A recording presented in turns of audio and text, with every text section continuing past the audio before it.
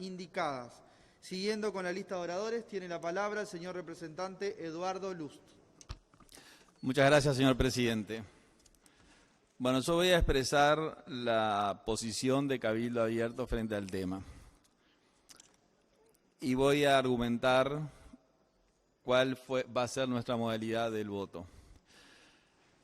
Me voy a referir a la Fiscalía, que es el capítulo que nos convoca, y adelanto que apoyo un 100% de las palabras del diputado Subía, que es un especialista en el tema y un referente.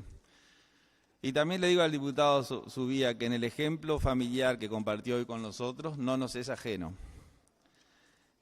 Y que en ese tema, por ese tema lo tenemos en nuestro pensamiento permanentemente.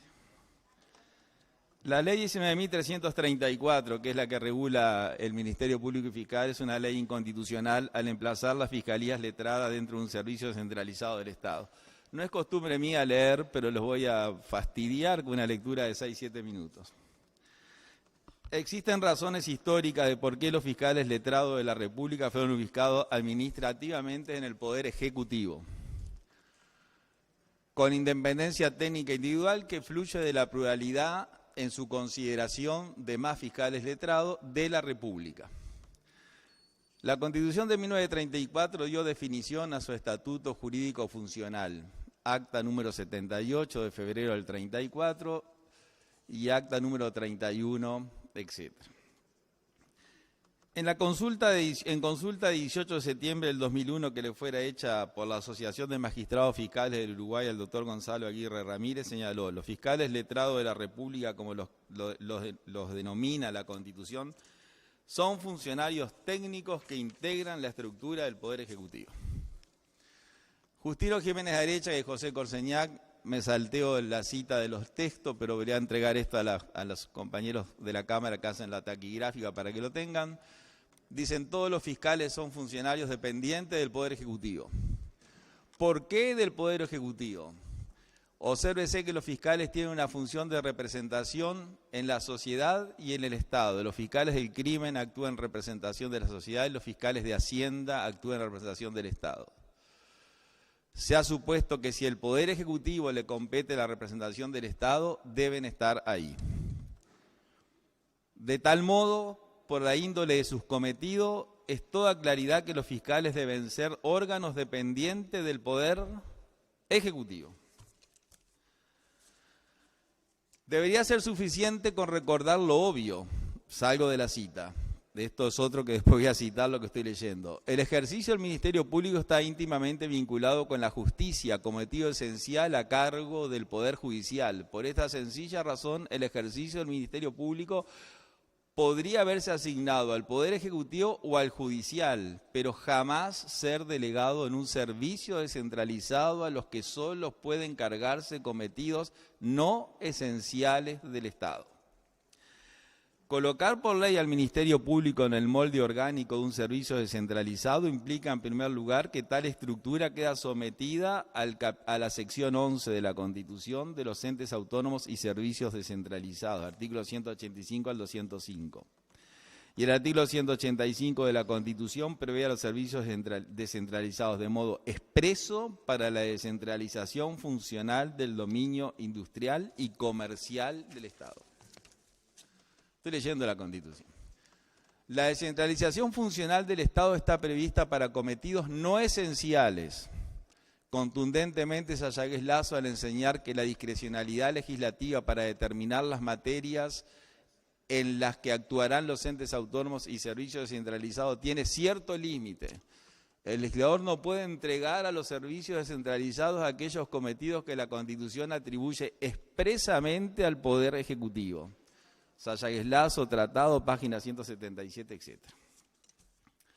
El fiscal Daniel Gutiérrez Rivera, en su dictamen del 19 de mayo del 16, fiscal de corte subrogante, dice: este ministerio entiende a la luz de lo señalado por los artículos 197 y 198 de la Carta que resulta incompatible con lo dispuesto por la Ley Orgánica del Ministerio Público. Pero también lo es con el complejo sistema de designación de un fiscal. Por lo dicho, se entiende que dicho artículo, que forma parte del elenco impugnado, es incompatible con el marco constitucional mencionado y en su mérito deberá recibirse la demanda de inconstitucionalidad. El doctor Jorge Díaz Almeida, el 30 de agosto del 12, en carta dirigida al señor director de Asuntos, el fiscal de Corte, dirigidas al señor director de Asuntos Constitucionales, Legales y Registrales del Ministerio de Educación y Cultura, doctor Pablo Maquieira, le dice, textual, encuentro dificultades en la utilización de una estructura jurídica como es el servicio descentralizado que el constituyente previó para las actividades del dominio industrial y comercial y no para la prestación de un servicio de justicia que requiere se asegure su independencia técnica. En 1934, cuando se redactaron las normas sobre la descentralización, a nadie se le ocurrió que el Ministerio Público pudiera hacer un servicio descentralizado. A nadie. Cuando se votó en esta Cámara esta ley absolutamente inconstitucional que ha destruido la justicia penal, porque no tenemos justicia penal, tenemos un trámite administrativo que, como el fiscal Subía dijo, se hace en los sótanos de la Fiscalía, en el cual el abogado negocia con el fiscal, el reo no está, y ahí es un tira y afloje, y mandan a una persona que lavó 8 millones de dólares, que andaba en una Ferrari, a tomar café a su casa. En esta asada dijo el doctor Abdala, vamos a votar este artículo porque se trata de una disposición esencial para la ingeniería jurídica que estamos construyendo. Mi amigo el doctor Pablo Iturralde, compañero de clases, dijo, a mi modo de ver esto va a servir en forma provisoria, porque requiere reforma constitucional. Y el diputado Pablo González dijo, la dificultad que se nos presenta es que no estamos interpretando la Constitución, sino que estamos limitando las potestades del Poder Ejecutivo. Voy a ir terminando la lectura, presidente, para anunciar nuestro voto, que es lo que tal vez más interese. Bueno, ¿cómo se solucionó esto? Poniendo en la ley que la Constitución no se aplica. El Parlamento pasó a la historia. La verdad que nunca había visto un Parlamento que dijera, vamos a aprobar esta ley diciendo que la Constitución no se aplica. No tiene precedente. Se aprobó una ley que dice, aprobamos esta ley, pero los artículos tal y tal de la Constitución no se aplican. Eso en la Facultad de Derecho es procesado con prisión y alevosía y todo lo demás. Es un crimen constitucional, eso. Termino la lectura porque no quiero aburrir con lo siguiente. De este artículo se desdibuja la figura jurídica del servicio centralizado. Es decir, el legislador al colocar esta ley para salvar la inconstitucionalidad, decir que la Constitución no se aplica, lo que hizo fue crear una persona jurídica pública inexistente en la Constitución Nacional. Pues no hay una institución que carezca del control que la Constitución establece. Es decir, si se crea un servicio descentralizado de acuerdo a lo que prescribe la Constitución, no se puede quitar por ley un requisito esencial del servicio porque éste deja de serlo. Y si éste deja de serlo, se transforma en una persona jurídica inexistente porque le faltan los requisitos para su existencia. Es decir, es un servicio descentralizado que se transforma en una nada. Es una nada jurídica inexistente y no resiste un análisis alguno confiar una función esencial del Estado a una persona jurídica inexistente. Ahora bien, esta es la realidad para mí. El profesor Eros Grau, profesor de la Facultad de San Pablo y ministro del Tribunal Federal de Brasil, dice algo que es muy cierto. El derecho es lo que dicen los jueces. Por más que usted venga con todo esto, si el juez dice lo otro, es lo que dice el juez. Pero yo me resisto a creer que el derecho es lo que dicen los jueces y nosotros debemos tratar de convencer a ese juez que está equivocado. La Suprema Corte de Justicia declaró esto constitucional.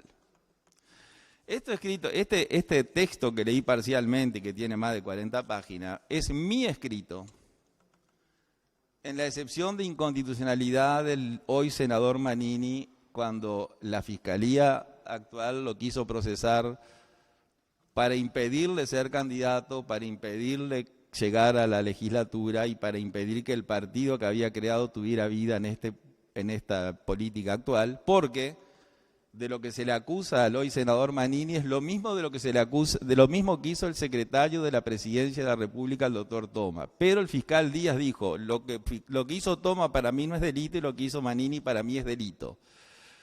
Y cuando el secretario de la Presidencia presentó la denuncia que se le acusa a Manini de no haber presentado, dijo que los 40 días que demoró fue lo que le llevó a leer el expediente, y el periodista Leonardo Abercon del Observador lo leyó en 3 horas, sin formación jurídica.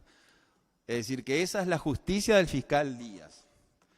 Entonces nosotros, y voy terminando, como dijimos que estamos apoyando a la coalición, y como no tenemos disciplina partidaria, por suerte, vamos a votar este proyecto para que la coalición tenga los votos, y yo, por un tema de conciencia, volviendo a San Agustín, no puedo escribir 40 páginas diciendo esto, y ahora votando unos artículos que modifican un sistema penal inexistente.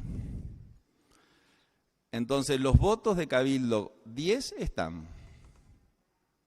Va a faltar el mío. Pero yo tengo razones personales y de conciencia, o sea, me someto al tribunal de mi conciencia y no al tribunal de la disciplina partidaria que rechazo, si bien acepto que otros partidos la apliquen. Entonces, no voy a entrar al análisis de los artículos porque la verdad, con lo que acabo de decir, no estoy en condiciones de analizarlo. Entonces anuncio que Cabildo acompaña este articulado porque estamos en una coalición y entendemos que lo debemos acompañar. Hacemos esta salvedad, que un diputado de Cabildo no va a votar, y como el diputado Carballo aclaró la situación en la que él se encuentra, yo también la aclaro, que después de haber escrito 40 páginas diciendo esto y mucho más, no puedo venir acá y levantar la mano legitimando la usurpación que le hizo esta ley al Poder Judicial, porque la justicia penal hoy no existe. Es un trámite administrativo en el cual es oferta y ahí se arregla, y no sé en qué condiciones se arregla. El fiscal Subía fue muy prudente al decir en soluciones que rechinan a la sociedad, pero yo entendí el mensaje. Entonces, esa justicia inexistente, nosotros anunciamos que vamos a presentar un proyecto, como fue el proyecto original que vino acá de este código, que era mucho mejor, y vamos a tratar de que los compañeros de la Cámara nos acompañen en reformar esto que ha fracasado, porque privatizó el derecho penal que se arregla entre el abogado y el fiscal. El imputado firma lo que le dicen si no firmás vas preso. Si no haces esto, te sometes a un juicio oral y público que te va a ir peor. Entonces la persona firma lo que le ofrezcan. Y dejan gente libre que comete un delito grave, y dejan gente que comete delitos menores preso, y hoy está el sistema absolutamente desfigurado.